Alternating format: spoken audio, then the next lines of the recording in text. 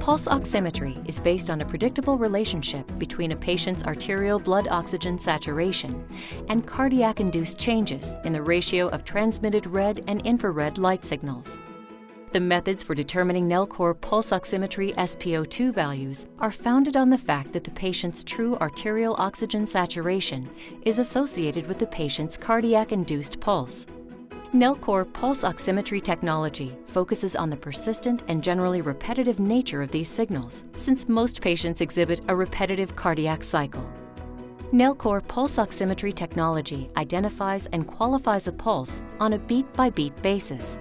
The pulse oximeter looks for consistency in the shape of the pulses, including signal pulse amplitude, or height of the pulse, and the frequency of the pulses.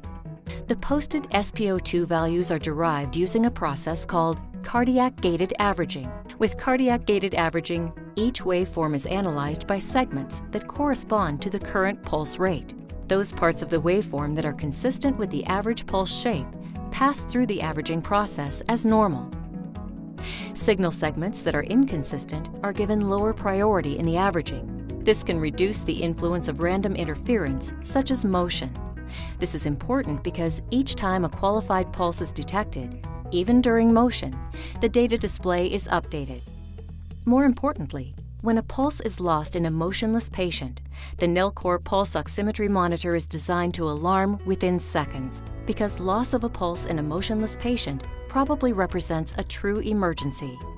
You need accuracy the most when risk is highest. That's why Nellcor pulse oximetry monitoring systems are engineered with cardiac-gated averaging, offering reliable, accurate SpO2 measurements.